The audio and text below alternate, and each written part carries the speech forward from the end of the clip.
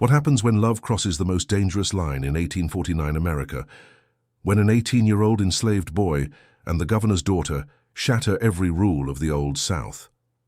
This is a story that will leave you questioning everything you thought you knew about courage, consequence, and the price of forbidden love. Before we dive into this incredible true story, make sure to subscribe and hit that notification bell. You won't want to miss what happens next. The morning mist clung to the sprawling oak trees surrounding Governor William Hartwell's mansion like ghostly fingers, refusing to let go of the night's secrets. It was March 15, 1849, and the grand estate stood as a monument to Southern power and prestige, its white columns gleaming in the early sunlight like ivory towers of untouchable authority. Inside the mansion's pristine walls, 18-year-old Elias moved silently through the servants' corridors, his bare feet making no sound against the polished wooden floors. Born within these very walls, he had learned early that invisibility was survival, that silence was safety. His mother, Sarah, had whispered these lessons to him in the slave quarters when he was barely old enough to understand their weight. "Keep your eyes down, your voice quiet, and your thoughts to yourself," she had said, her weathered hands smoothing his unruly hair. This house has ears in every wall and eyes in every shadow, but 18 years of careful invisibility had not prepared Elias for the moment when Clara Hartwell first truly saw him. It had happened 3 months earlier, on a December evening when the mansion buzzed with preparations for the governor's annual Christmas ball. Elias had been tasked with moving heavy furniture in the grand ballroom when a crystal chandelier fixture came loose, threatening to crash down upon Clara as she supervised the decorations. Without thinking, Elias had lunged forward, catching the heavy crystal piece and pushing Clara to safety. For a moment that seemed to stretch into eternity, their eyes had met, his dark and questioning, hers blue and startled. In that instant, something shifted in the carefully ordered world of the Hartwell mansion. "Thank you," Clara had whispered, her voice barely audible above the bustle of preparation. It was the first time anyone in the Hartwell family had ever thanked him for anything. From that moment, Clara began to notice Elias in ways that defied every rule of their world. She would find excuses to walk through areas where he worked, always offering a small nod or a fleeting smile. These tiny gestures, invisible to others but monumental to two young people, starved for genuine human connection, became the foundation of something neither fully understood but both desperately needed. Clara Hartwell, at 19, was the crown jewel of Mississippi society. Beautiful, educated, and expected to marry into another powerful political family to strengthen her father's influence. But beneath her perfect exterior lay a young woman suffocating under the weight of expectations and the cold emptiness of a house where love was a political strategy and warmth was weakness. Her father, Governor William Hartwell, was a man who measured everything in terms of power and control. At 52, he had built his political career on the foundation of strict social order and unwavering adherence to the racial hierarchy that defined the South. His wife, Margaret, had died when Clara was 12, leaving behind a daughter who learned to navigate the treacherous waters of high society alone. The mansion itself seemed to reflect the family's emotional landscape, grand and imposing from the outside, but cold and hollow within. Servants moved like shadows, speaking only when spoken to, their humanity reduced to their function. The enslaved workers who maintained the estate's operations lived in constant awareness that their lives could be altered or ended at their master's whim. Elias had grown up watching this dynamic, understanding from childhood that he existed at the complete mercy of the Hartwell family. His mother, Sarah, worked in the kitchen. His father had been sold away when Elias was 7, and he had learned to find purpose in the small tasks assigned to him, maintaining the grounds, moving furniture, running errands between the main house and the quarters. But Clara's acknowledgement of his humanity had awakened something in Elias that he had been taught to suppress. For the first time in his life, he began to see himself not just as property, but as a person worthy of recognition, kindness, and perhaps even affection. Their interactions remained carefully hidden and seemingly innocent, a shared glance when he brought firewood to her sitting room, a whispered good morning when their paths crossed in the garden, a moment of conversation when she found him reading a discarded book in the library. "You can read?" Clara had asked one January afternoon, finding Elias absorbed in a volume of poetry that had been left behind by one of her tutors. "My mother taught me," Elias had replied, immediately regretting the admission that could be seen as evidence of dangerous education among the enslaved. But instead of reporting this transgression, Clara had smiled. "What do you think of Wordsworth?" That conversation had lasted nearly an hour, hidden in the mansion's vast library while the rest of the household went about their daily routines. They discussed poetry, philosophy, and dreams, dangerous territory for two young people whose worlds were never meant to intersect as equals. As winter melted into spring, their secret friendship deepened into something more profound and infinitely more perilous. Clara began leaving books for Elias to find, marking passages that spoke to her own feelings of isolation and longing for authentic connection. Elias, in turn, shared his observations about the natural world around the estate, his insights into the characters and motivations of the people they both observed daily. These conversations revealed to Clara a depth of intelligence and sensitivity that her privileged education had never exposed her to among the young men of her social circle. In Elias, she found someone who listened without judgment, who saw her as more than a political asset or a beautiful ornament. For Elias, Clara represented the first person in his life who had ever treated him as fully human. Her genuine interest in his thoughts and feelings awakened a sense of self-worth that 18 years of enslavement had nearly extinguished. But in the rigid social structure of 1849 Mississippi, their growing connection was not just forbidden, it was potentially deadly. The first signs of trouble came in February, when Clara's personal maid, Bessie, began to notice her mistress's unusual behavior. Clara had become secretive about her daily activities, often disappearing for hours with vague explanations about walks in the garden or visits to the library. More concerning were the subtle changes in her demeanor, a new lightness in her step, a tendency to smile at private thoughts, and an increased interest in the welfare of the estate's enslaved workers.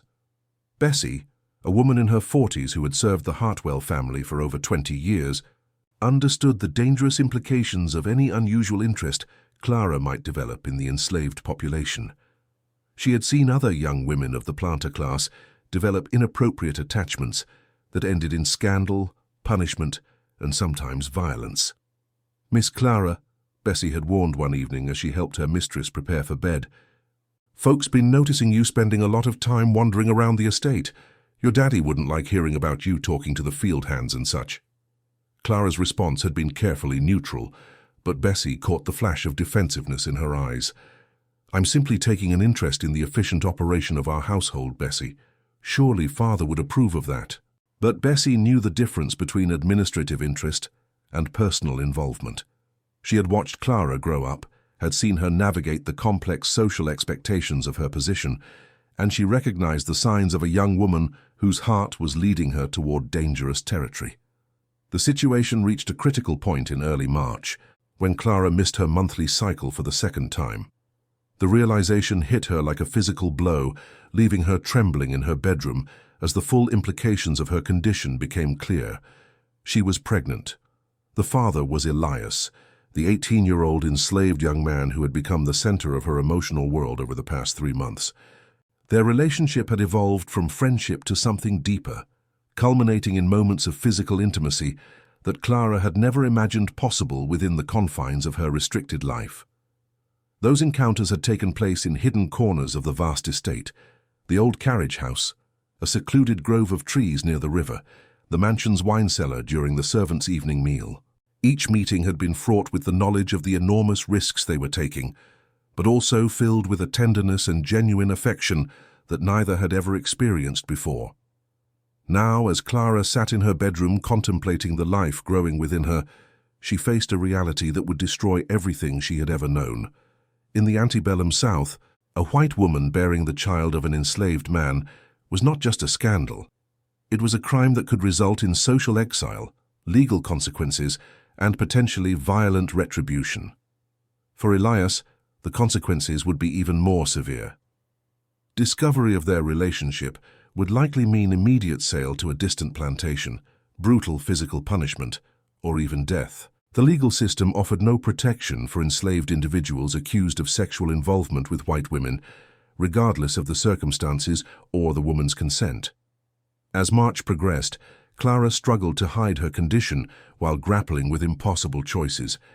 She could attempt to conceal the pregnancy and give birth in secret, though the logistics of such a plan seemed insurmountable.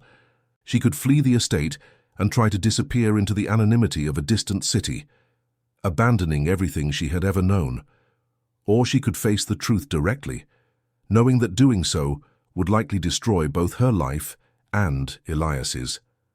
The weight of these decisions pressed down on her like a physical burden, affecting her appetite, her sleep, and her ability to maintain the facade of normalcy that her position required.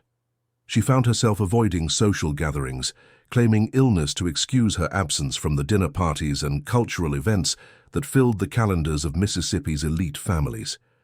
Meanwhile, Elias sensed that something had changed in Clara's demeanor during their brief, carefully hidden encounters.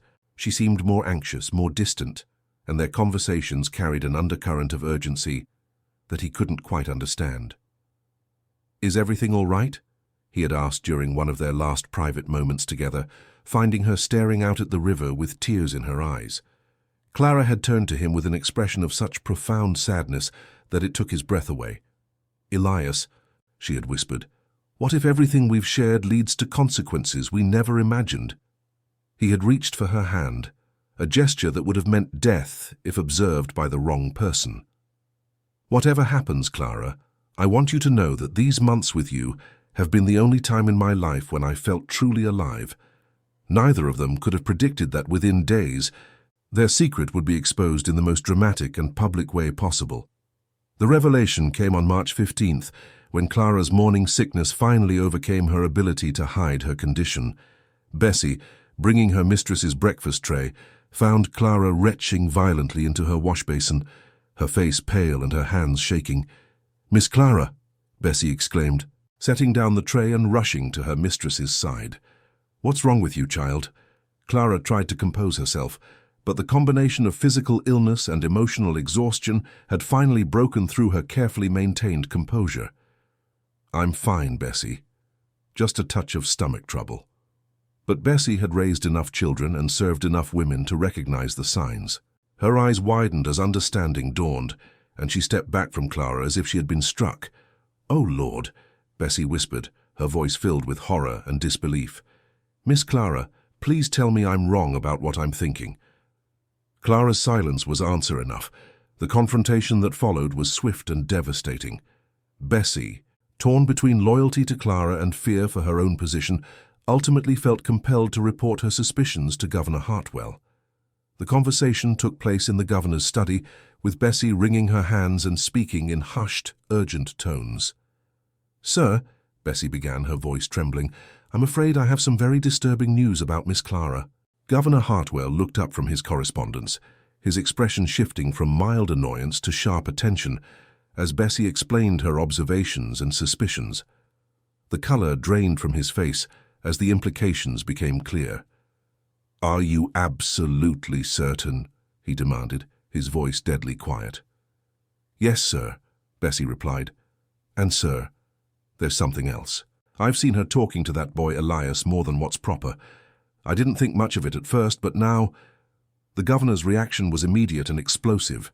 He rose from his desk with such violence that his chair toppled backward, his face flushing red with rage and disbelief. "Get out!" he commanded Bessie. "Not a word of this to anyone, do you understand? Not one word!" As Bessie fled the study, Governor Hartwell stood alone, grappling with a reality that threatened to destroy everything he had built. His daughter, the symbol of his family's honor and his own political aspirations, was pregnant with the child of an enslaved man. The scandal would not only ruin Clara, but would end his political career, and potentially make him a target of violence from other white supremacists who would see his inability to control his own household as a sign of dangerous weakness. The confrontation between father and daughter took place that same afternoon, in the privacy of the governor's study, with the doors locked and the curtains drawn. "Clara," Governor Hartwell began, his voice controlled but trembling with suppressed fury. "I'm going to ask you a question, and I want the truth. Are you with child?" Clara, who had spent the morning preparing for this moment, lifted her chin and met her father's gaze directly. "Yes." The single word hung in the air between them like a death sentence. "And the father?" the governor asked, though his tone suggested he already knew the answer. "Elias," Clara replied, her voice steady despite the terror coursing through her veins. What followed was an explosion of rage unlike anything Clara had ever witnessed. Her father's carefully maintained political composure shattered completely as he grappled with the magnitude of the scandal that threatened to destroy everything he had worked to achieve. "Do you have any idea what you've done?" he roared, pacing behind his desk like a caged animal. "Do you understand that you've not only ruined yourself but potentially destroyed this entire family?" Clara remained silent, knowing that any response would only fuel his fury. "That boy will be sold immediately," the governor continued, his voice growing colder and more controlled as his initial rage transformed into calculating determination. "Tonight, I'll have him taken to New Orleans and put on the first ship heading anywhere. He'll disappear, and this nightmare will end." "No." Clara's composure finally broke, and she stepped forward with desperate urgency. "Father, please, you can't—" "I can and I will," Governor Hartwell cut her off. "And you, my dear daughter, will be sent to your aunt's plantation in Alabama until this situation is resolved. We'll claim you're suffering from a nervous condition that requires extended rest and medical attention." The plan was coldly efficient and designed to minimize the political damage to the governor's reputation. Clara would disappear from Mississippi society for several months. The pregnancy would be terminated or the child given away immediately after birth, and Elias would vanish without a trace. The story would be that Clara had suffered a breakdown due to the pressures of her social position and required extended medical care. But Clara, faced with the imminent destruction of the only person who had ever truly seen and valued her, found a courage she never knew she possessed. "I won't go," she said quietly, her voice carrying a strength that surprised both her father and herself. "And I won't let you destroy Elias for loving me." The governor stared at his daughter as if she had become a stranger. "You will do exactly as I say, or I will have that boy killed tonight and claim he attacked you. Do you understand me, Clara? I will not allow this family's reputation to be destroyed by your foolishness." The threat was not empty, and Clara knew it. In 1849, Mississippi, the word of a white woman claiming assault by an enslaved man was sufficient evidence for immediate execution. Her father had the power and the connections to make Elias disappear permanently, and no one would question the official story. But Clara also understood that her compliance would not save Elias. It would only delay his destruction, while ensuring that their child would never know either parent. "Then I'll tell everyone the truth," Clara said, her voice growing stronger with each word.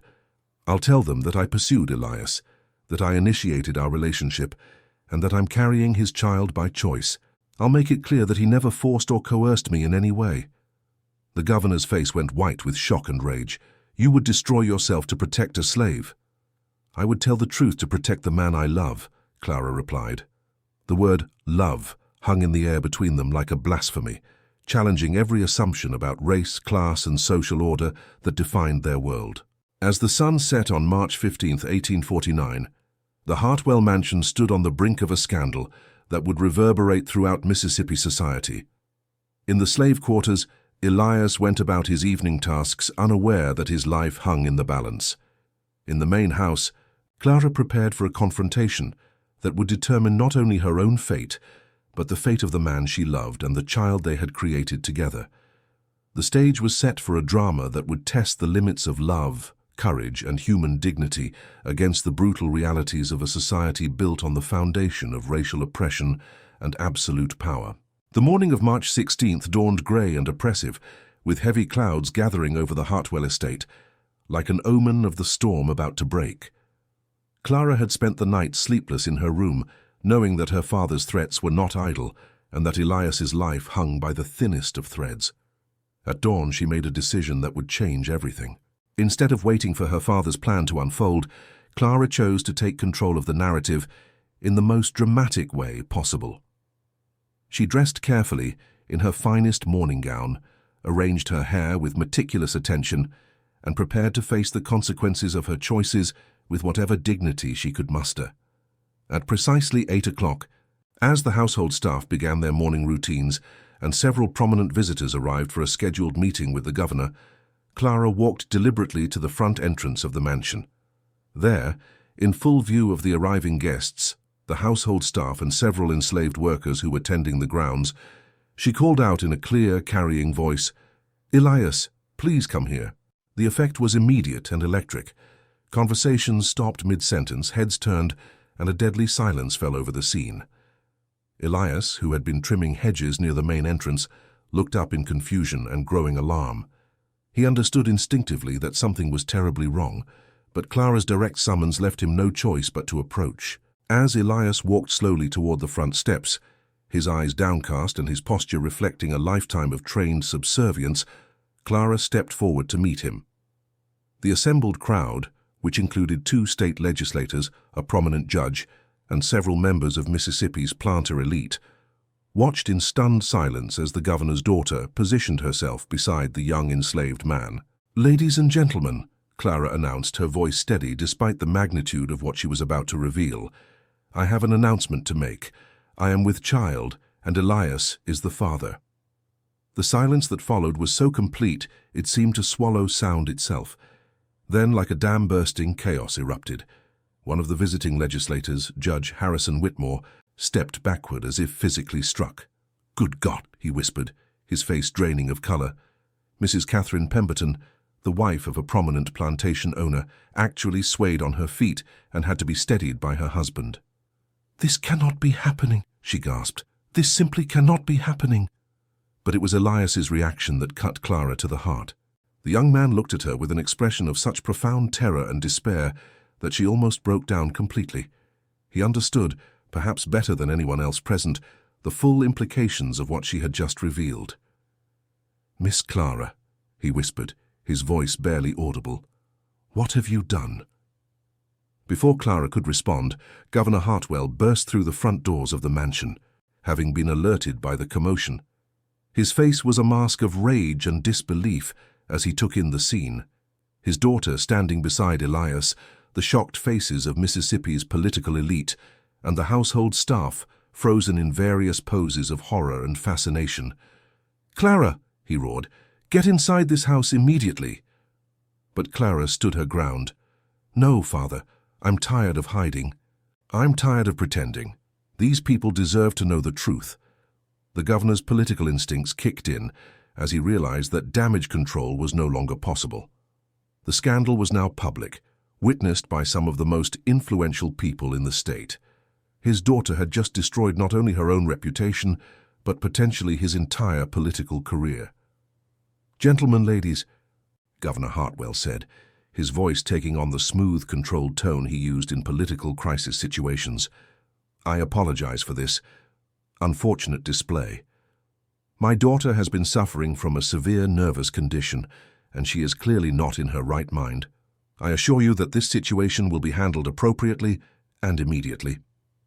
But Judge Whitmore, a man who had built his career on strict adherence to racial hierarchies and social order, was not satisfied with vague assurances. "Governor Hartwell," he said, his voice cold and formal, "if what your daughter claims is true, then we are dealing with a criminal matter of the most serious nature." The judge's words sent a chill through the assembled crowd. Everyone present understood the legal and social implications of a sexual relationship between a white woman and an enslaved man. In Mississippi law, such a relationship was not only illegal, but was considered a form of rape, regardless of the woman's consent, based on the legal fiction that no white woman could willingly engage in such behavior. "The boy must be arrested immediately," Judge Whitmore continued, his gaze fixed on Elias with undisguised hatred, "and there must be a full investigation into how this abomination was allowed to occur." Clara felt the situation spiraling beyond her control. Her intention had been to protect Elias by making their relationship public and emphasizing her own agency in their connection. Instead, She had potentially signed his death warrant. "Judge Whitmore," she said, stepping protectively closer to Elias, "I want to make it absolutely clear that Elias never forced or coerced me in any way. Our relationship was entirely consensual, and I was the one who—" "Silence!" Governor Hartwell commanded, his political composure finally cracking completely. "Clara, you will not say another word.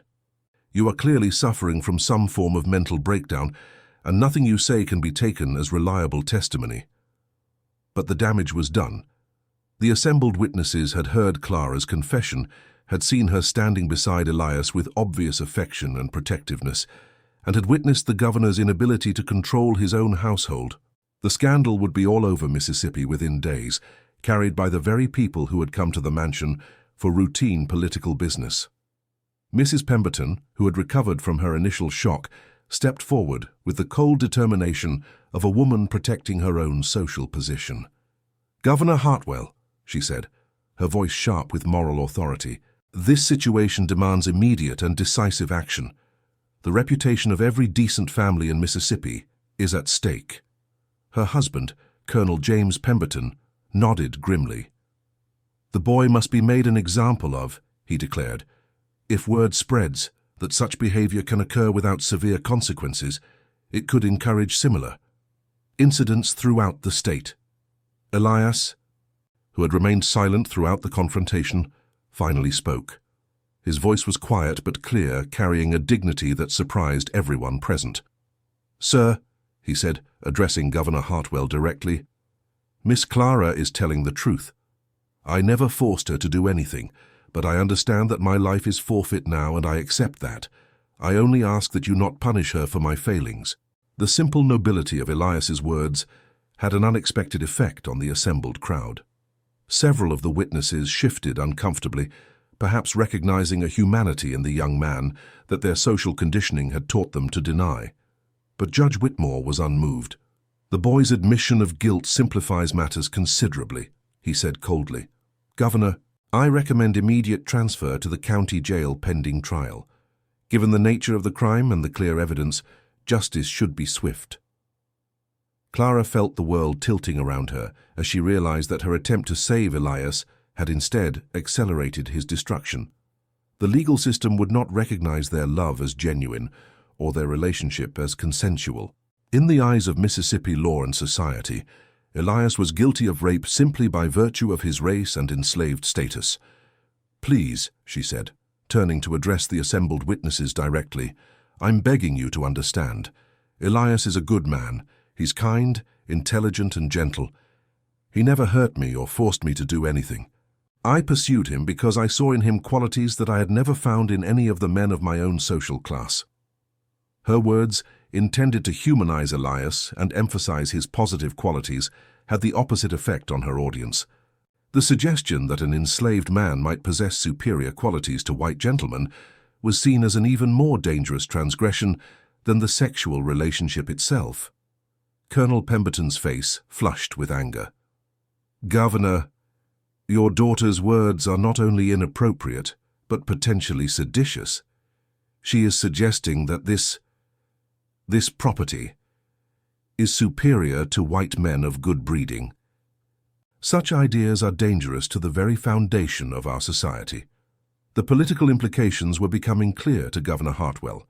His daughter had not only created a personal scandal, but had articulated ideas that challenged the racial hierarchy upon which Southern society was built.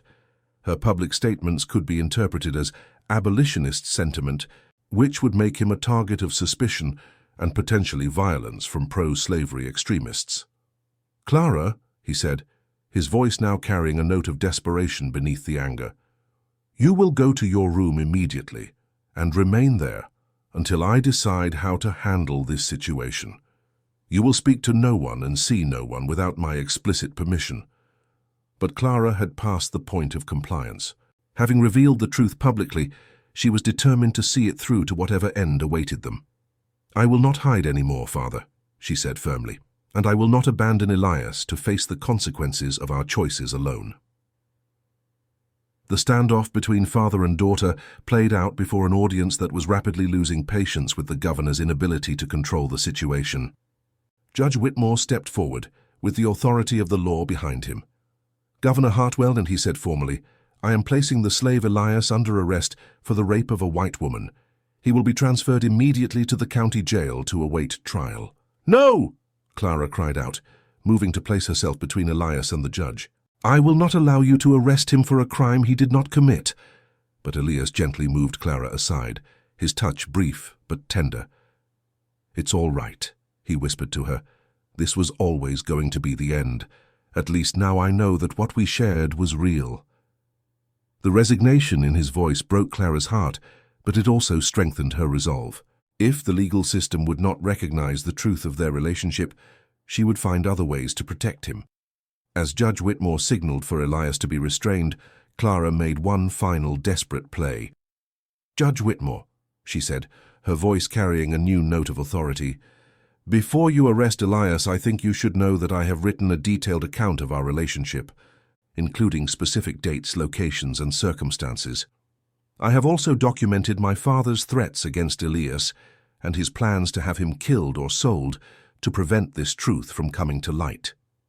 The judge paused, recognizing the potential complications that such documentation could create. "What are you suggesting, Miss Hartwell?" "I'm suggesting that if Elias is harmed in any way, those documents will be sent to newspapers throughout the South, along with copies to prominent abolitionists in the North. The story of our love and the brutal response it provoked will become known far beyond Mississippi." The threat was carefully calculated. While Clara's confession had created a local scandal, the broader circulation of their story could have national implications. Northern abolitionists would seize upon the tale as evidence of the moral corruption of slavery, while Southern extremists would be outraged by what they saw as a betrayal by one of their own elite families. Governor Hartwell stared at his daughter with a mixture of admiration and horror. "Clara, you don't understand the forces you're unleashing. This goes far beyond our family now." "I understand perfectly, Father," Clara replied.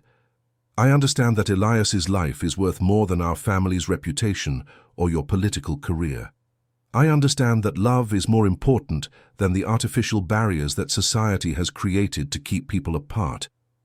The philosophical challenge implicit in Clara's words struck at the heart of everything the assembled witnesses believed about race, class, and social order. Mrs. Pemberton spoke for many of them when she declared, "Such ideas are not only wrong but dangerous. They threaten the very fabric of civilized society." But Clara was beyond caring about social fabric or civilized society. She had found something real and precious in her relationship with Elias, and she was prepared to sacrifice everything to protect it. As the morning wore on, the confrontation evolved into a complex negotiation involving legal, political, and social considerations. Judge Whitmore was determined to see Elias punished as an example to other enslaved people who might be tempted to transgress racial boundaries. Governor Hartwell was focused on minimizing the political damage to his career. The other witnesses were concerned about the broader implications for Mississippi society. But Clara and Elias, standing together in the eye of the storm they had created, were focused on something simpler and more fundamental: the possibility of protecting their love and their unborn child in a world determined to destroy both. The negotiations would continue throughout the day, with various proposals and counter-proposals being discussed. Some suggested that Elias could be quietly sold to a distant plantation, allowing the scandal to fade from public memory. Others argued that only his public execution would satisfy the demands of justice and social order. Clara countered each proposal with threats to publicize their story more broadly, while also making increasingly desperate offers to sacrifice herself to save Elias. She proposed that she could be declared mentally incompetent and institutionalized, that she could flee the state and never return, or that she could publicly recant her story and claim that Elias had indeed forced himself upon her. But Elias, displaying a moral courage that impressed even his enemies, refused to allow Clara to destroy herself for his sake. "I won't let you lie to save me," he told her during a brief moment when they were allowed to speak privately. "What we shared was beautiful and true, and I won't let them turn it into something ugly." As the day progressed, it became clear that no easy solution existed. The scandal was too public, the legal implications too serious, and the social challenges too fundamental for any simple resolution. The first day of their public revelation ended with Elias under house arrest in the slave quarters, Clara confined to her room under guard, and Governor Hartwell frantically trying to manage a crisis that threatened to destroy everything he had built. But the story was far from over. Word of the scandal was already spreading beyond the Hartwell estate, carried by servants, visitors, and neighbors who had witnessed or heard about the morning's dramatic events. By nightfall, the tale of the governor's daughter and the enslaved young man was being whispered in drawing rooms, discussed in taverns, and debated in political circles throughout central Mississippi. The storm that Clara and Elias had unleashed was just beginning, and its ultimate resolution would test not only their love, but the very foundations of the society that sought to destroy them. The news of Clara Hartwell's shocking revelation spread through Mississippi society like wildfire in dry grass. Within 48 hours, the story had reached Jackson, Natchez, and Vicksburg, carried by a network of political allies, social connections, and simple gossip that connected the state's elite families. In the drawing rooms of plantation mansions, ladies whispered behind fans about the governor's daughter, who had lost her mind and claimed to love a slave. In the gentlemen's clubs of Jackson, politicians debated the implications for Governor Hartwell's career and the broader question of maintaining social order. In the slave quarters throughout the region, the story was told in hushed tones as a cautionary tale about the dangers of crossing racial boundaries. But nowhere was the impact more immediate and devastating than within the Hartwell mansion itself, where the family struggled to cope with the complete collapse of their carefully constructed world. Clara had been confined to her room for 3 days, with Bessie serving as both caretaker and guard. The loyal servant found herself in an impossible position, torn between her genuine affection for Clara and her understanding of the catastrophic nature of the situation. "Miss Clara," Bessie said on the morning of March 19th, as she brought breakfast to her mistress, "you got to eat something. This ain't helping nobody, especially not that baby you're carrying." Clara, who had barely touched food since her public confession, looked up from where she sat by the window, watching the grounds where Elias was being held under constant supervision. "How can I eat when I don't know if he's even alive?" "He's alive," Bessie assured her. "I seen him this morning when they brought him his meal. But Miss Clara, you got to understand. Your daddy's trying to find a way out of this that don't end with that boy dead and you ruined forever." The truth was that Governor Hartwell was engaged in the most complex political negotiation of his career, trying to balance competing demands from various factions while protecting both his daughter and his own political future. Judge Whitmore continued to insist on a public trial and execution, arguing that anything less would encourage similar incidents throughout the state. "Governor," he had said during a private meeting, "if we don't make an example of this boy, every slave in Mississippi will think he can take liberties with white women." But other voices counseled a more cautious approach. Senator Robert Crawford, one of Hartwell's closest political allies, argued for a quieter resolution. "William," he said, "a public trial will only spread this story further. The Northern abolitionists are already getting wind of it, and they'll use it as propaganda against our entire way of life." The political calculations were complex and constantly shifting.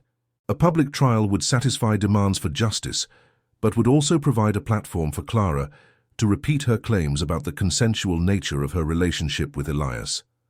Her testimony could be used by abolitionists to argue that enslaved people were capable of genuine human emotions and relationships, challenging the fundamental justifications for slavery itself. On the other hand, a quiet resolution, perhaps selling Elias to a distant plantation and sending Clara away for medical treatment, might minimize the immediate scandal, but could be seen as weakness by pro-slavery extremists who demanded harsh punishment for any transgression of racial boundaries. Meanwhile, Clara was developing her own strategy for protecting Elias and their unborn child.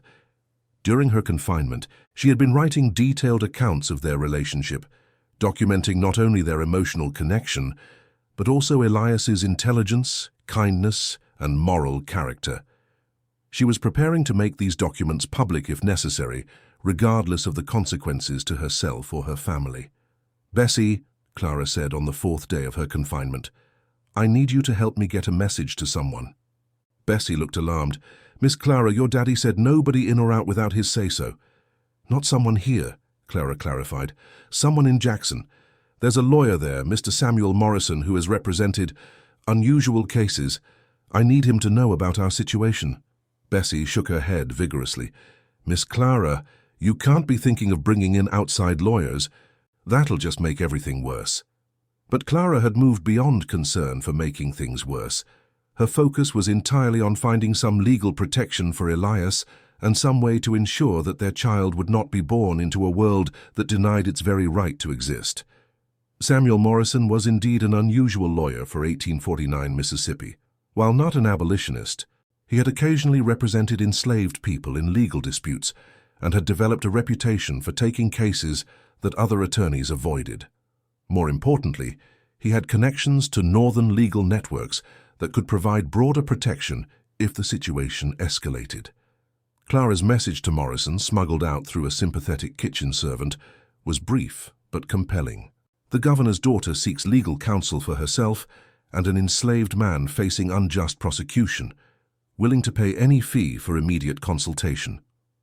The message reached Morrison within 2 days, and his response was swift.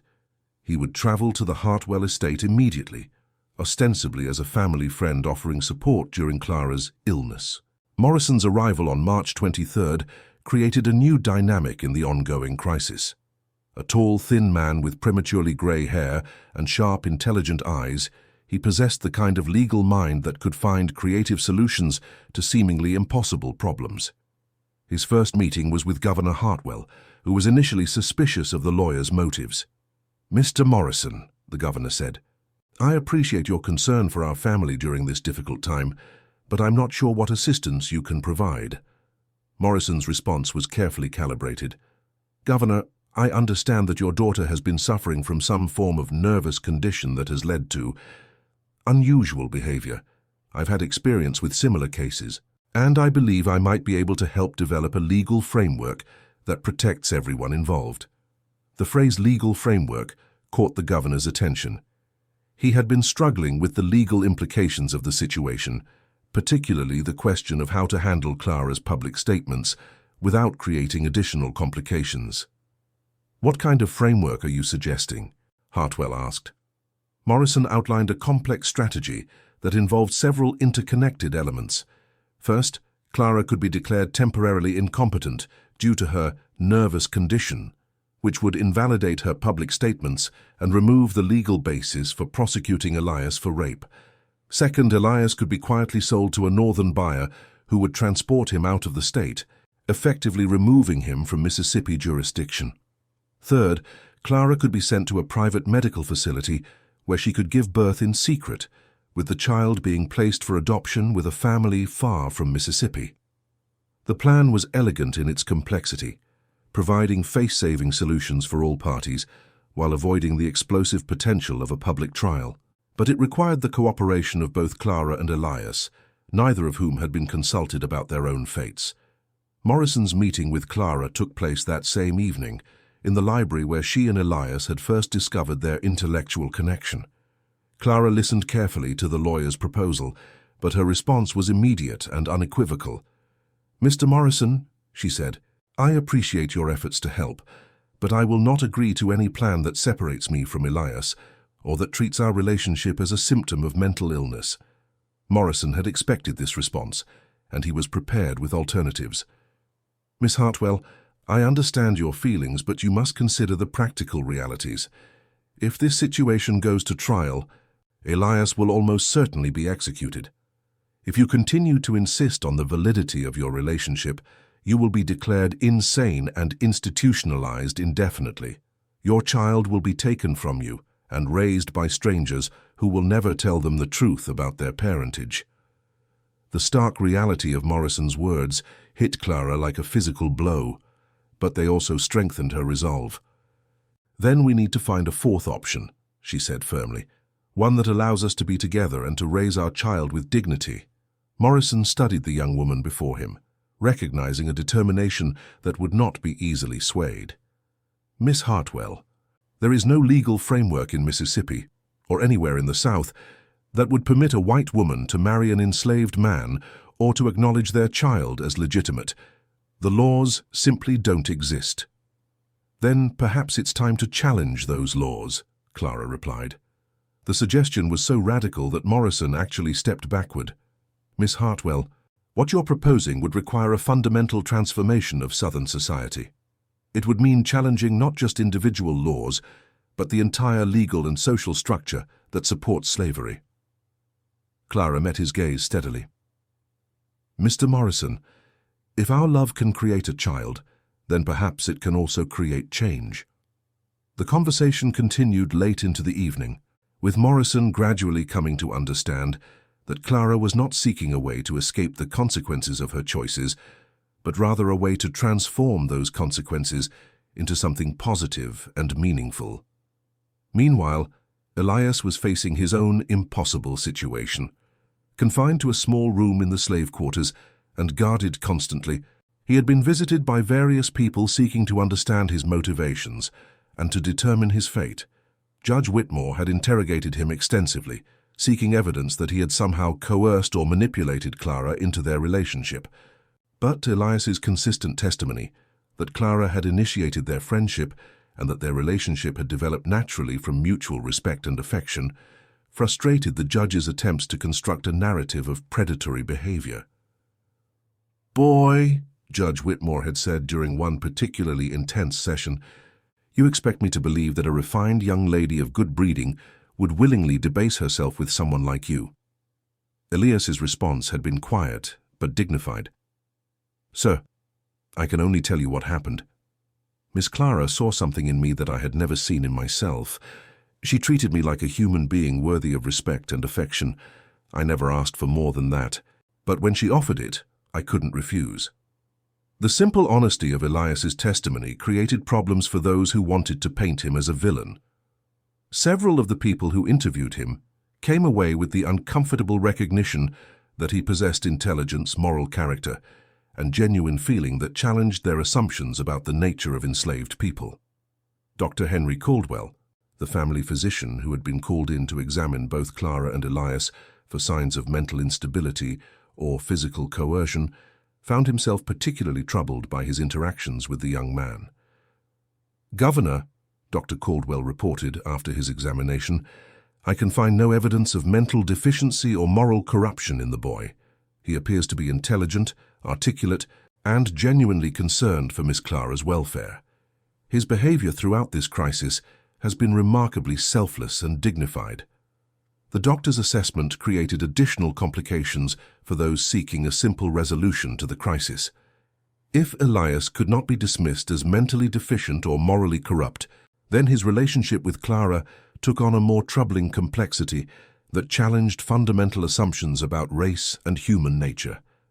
As March drew to a close, the various parties involved in the crisis found themselves locked in an increasingly complex negotiation with no clear resolution in sight. Clara remained determined to protect Elias and to acknowledge their child publicly. Elias continued to accept responsibility for their relationship while refusing to allow Clara to sacrifice herself for his sake. Governor Hartwell struggled to find a solution that would protect his daughter while preserving his political career, and the broader Mississippi political establishment grappled with the implications of a case that challenged the very foundations of their social order. The situation was further complicated by growing external pressure. Northern newspapers had begun to pick up the story, with abolitionist publications portraying Clara and Elias as star-crossed lovers whose persecution demonstrated the moral bankruptcy of slavery. Southern newspapers responded with editorials condemning Clara's madness and demanding harsh punishment for Elias as an example to other enslaved people. The national attention meant that whatever resolution was reached would have implications far beyond Mississippi.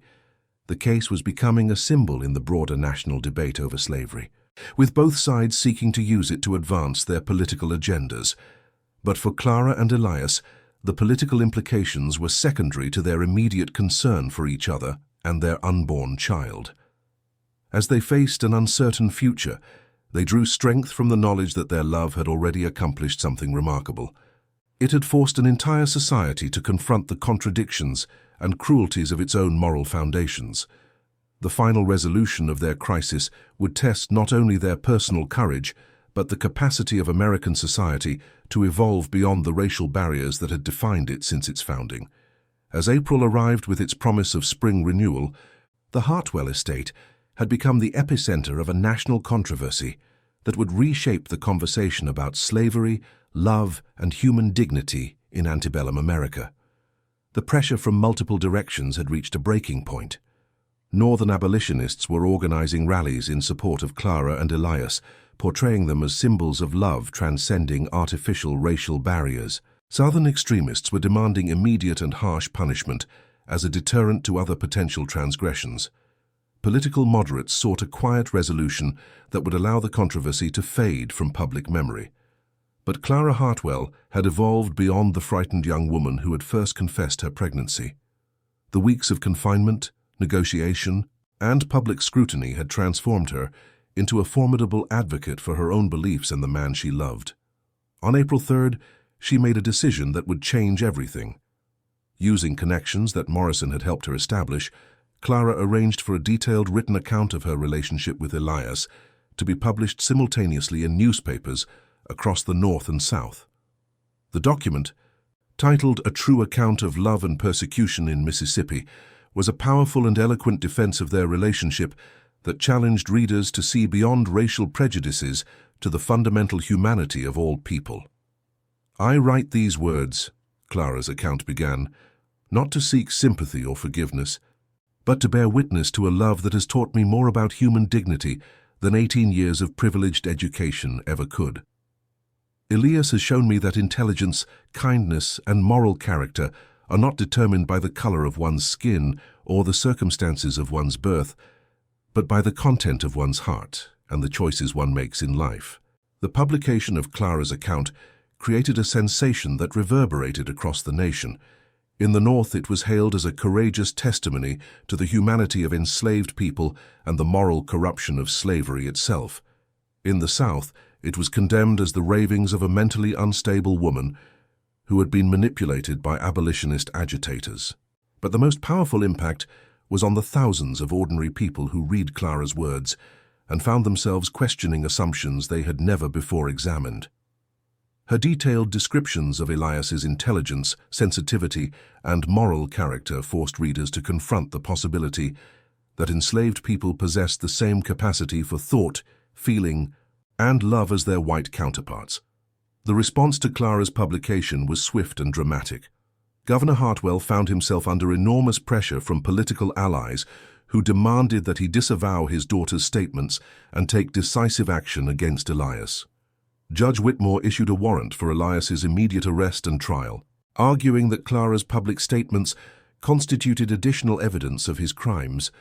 But Clara had anticipated these responses and had prepared her own counter-strategy. Working with Morrison and a network of sympathetic lawyers, she had developed a legal challenge that would test the very foundations of Mississippi's slave laws. On April 10th, Morrison filed a formal petition in federal court, arguing that Elias was being denied due process under the Constitution. The petition claimed that Mississippi's laws regarding relationships between white women and enslaved men violated the fundamental principle that all people were entitled to equal protection under the law. The legal argument was revolutionary for its time, anticipating by more than a century the civil rights challenges that would eventually dismantle legal segregation. Morrison argued that the assumption that no white woman could willingly engage in a relationship with an enslaved man was based on racial prejudice rather than legal principle, and that prosecuting Elias for rape, when Clara insisted their relationship was consensual, violated his constitutional rights. The federal petition created a legal crisis that extended far beyond Mississippi.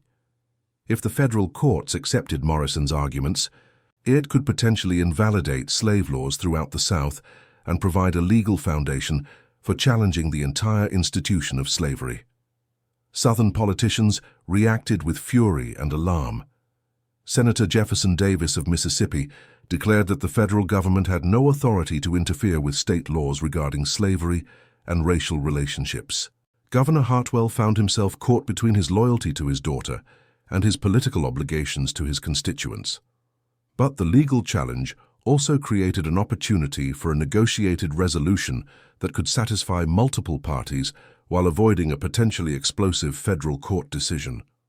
The negotiations that followed were complex and involved multiple levels of government, legal authorities and political interests. The final agreement, reached in late April, was a compromise that reflected the limited possibilities for justice within the constraints of 1849 American society. Under the terms of the agreement, Elias would be granted his freedom and provided with transportation to a northern state where he could live as a free man. Clara would be allowed to join him after giving birth, with the understanding that she would forfeit any claim to her family's property or social position in Mississippi. Their child would be born free and would have the legal right to education and full citizenship in whatever state they chose to reside. In exchange, Clara would publicly acknowledge that her relationship with Elias had been inappropriate given the social customs of the time, and she would refrain from further public advocacy that could be seen as challenging the institution of slavery. The federal legal challenge would be withdrawn, and no precedent would be set that could be used to challenge slave laws in other cases. The agreement was far from perfect, requiring significant sacrifices from both Clara and Elias, while failing to address the broader injustices of slavery. But it offered them something that had seemed impossible just weeks earlier: the opportunity to be together and to raise their child in freedom. The final confrontation between Clara and her father took place on the day before her departure from Mississippi. Governor Hartwell, aged by the crisis and facing an uncertain political future, struggled to understand how his carefully ordered world had been so completely transformed. "Clara," he said, his voice heavy with sadness and confusion, "I still don't understand how you could throw away everything, your family, your position, your future, for this." Clara, now visibly pregnant and preparing for a journey into an uncertain but hopeful future, met her father's gaze with compassion rather than anger. "Father," she replied, "I haven't thrown anything away. I've discovered something more valuable than social position or family wealth. I've learned what it means to love someone for who they truly are, rather than what society expects them to be. I've found my own voice and my own values, independent of the expectations that others have placed on me." The governor shook his head, still unable to accept his daughter's choices. "But Clara, you're condemning yourself to a life of hardship and social exile. You'll never be accepted in polite society again." "Perhaps," Clara acknowledged, "but I'll be living an authentic life based on my own convictions rather than a false life based on others' prejudices. And my child will grow up knowing that love is more powerful than hatred, that human dignity transcends artificial barriers, and that courage can create change even in the most unlikely circumstances." The farewell between father and daughter was painful, but not bitter. Despite their fundamental disagreements, both recognized the love that had shaped their relationship and the different paths that their convictions had led them to follow. Elias's departure from the Hartwell estate was witnessed by the entire enslaved community, many of whom had known him since birth. His mother, Sarah, embraced him with tears of joy and sorrow, proud of his courage, but fearful for his future. "You be careful out there," she whispered to her son, "and you take good care of Miss Clara and that baby. They're going to need you to be strong." Elias nodded, understanding the weight of responsibility he was accepting. "Mama, I promise I'll make you proud, and someday when things change, I'll come back for you." The promise was one that Elias would spend the rest of his life working to fulfill, using his freedom to advocate for the abolition of slavery and the rights of those still held in bondage. The journey north was both a physical and symbolic passage from one world to another. Clara and Elias, traveling together as husband and wife under assumed names, experienced for the first time what it meant to move through society as equals rather than as master and slave. Their destination was Philadelphia, where Morrison had arranged for them to be received by a Quaker family with connections to the Underground Railroad. The city's large, free black population and strong abolitionist community would provide them with the support and protection they needed to build a new life. Clara gave birth to their son William in September 1849 in a small but comfortable house in Philadelphia's Germantown neighborhood. The birth was attended by a skilled midwife and celebrated by their new community of friends and supporters who saw the child as a symbol of hope for a more just future. William Hartwell Freeman, as he would come to be known, grew up in a household that valued education, moral courage, and social justice. His parents' story became part of his identity, teaching him that love could indeed transcend the artificial barriers that society created to divide people. Elias, now calling himself Elias Freeman, found work as a carpenter and quickly established himself as a skilled craftsman and respected member of the community. His intelligence and natural leadership abilities, which had been suppressed during his years of enslavement, flourished in freedom. He became active in abolitionist circles, speaking at meetings and writing articles about his experiences under slavery. Clara adapted to her new life with remarkable resilience. Though she had lost the material comforts of her privileged upbringing, she found fulfillment in teaching at a school for free black children and in supporting her husband's advocacy work. Her education and social skills, combined with her unique perspective as a white woman who had chosen to cross racial boundaries, made her an effective spokesperson for the abolitionist cause. Their marriage, formalized in a Quaker ceremony in 1850, was one of the first legally recognized interracial marriages in Pennsylvania. The ceremony was attended by prominent abolitionists, including William Lloyd Garrison and Lucretia Mott, who saw Clara and Elias as living proof that racial prejudice was learned rather than natural. The couple's story continued to resonate throughout the 1850s as the national debate over slavery intensified. Clara's published account was reprinted numerous times and translated into several languages, spreading their message of love transcending racial barriers to audiences around the world. When the Civil War began in 1861, Elias enlisted in one of the first black regiments, serving with distinction as a sergeant in the 54th Massachusetts Infantry. His military service was motivated not only by patriotism, but by his desire to help free others who remained in bondage, including his mother Sarah, who was still enslaved on a Mississippi plantation.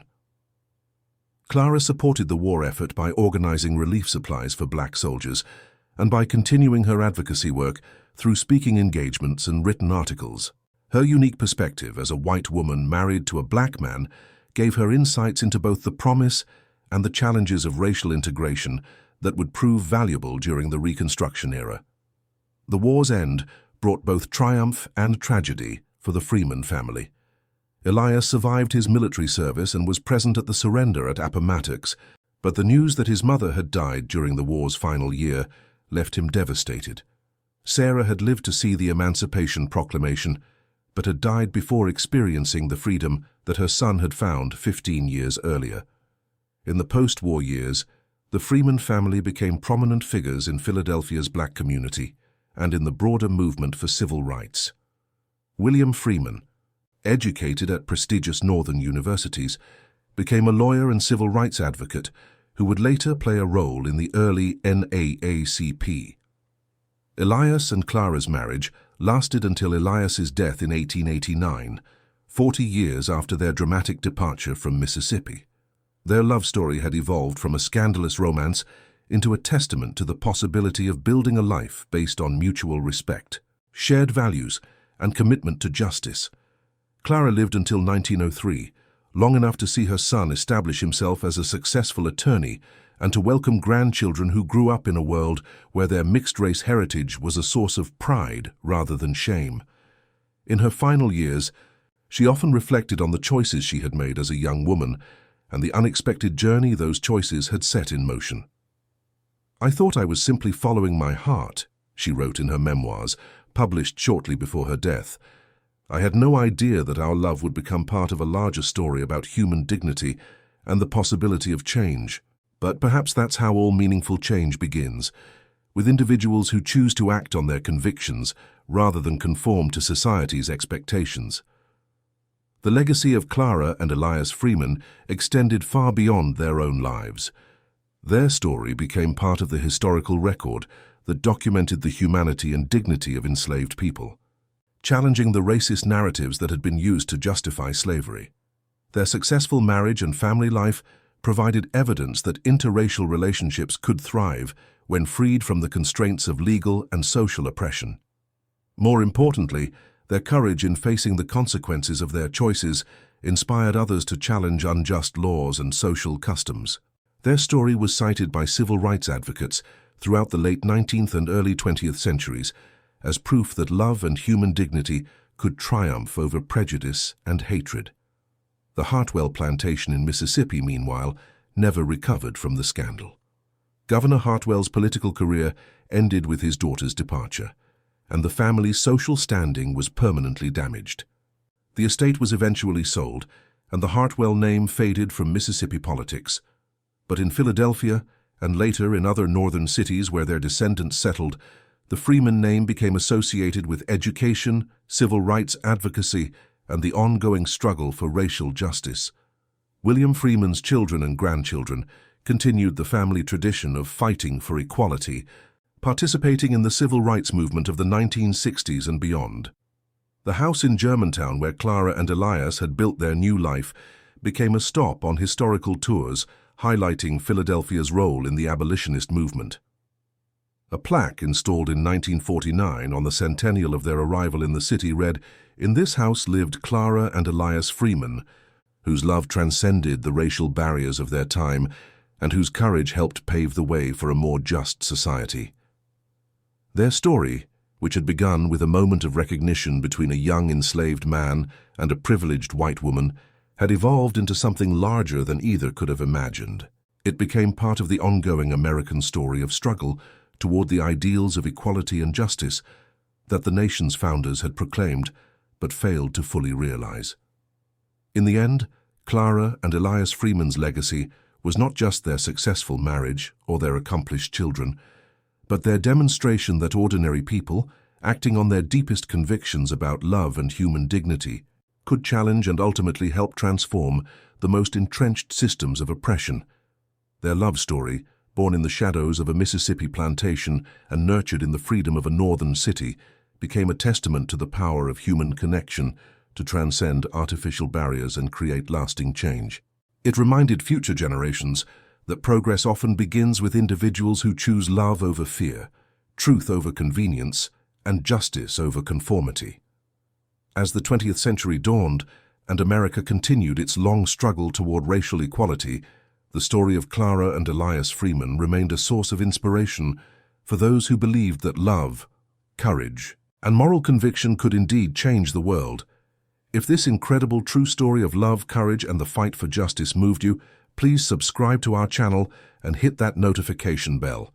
Share this video with others who need to hear this powerful message about how love can triumph over hatred and how ordinary people can create extraordinary change. What did you think of Clara and Elias's incredible journey? Have you ever had to choose between love and social expectations? Share your thoughts in the comments below. Your story might inspire someone else to choose courage over conformity. And remember, their legacy lives on in every person who chooses to stand up for what's right, even when the whole world seems against them. Sometimes the most powerful revolution begins with a single act of love.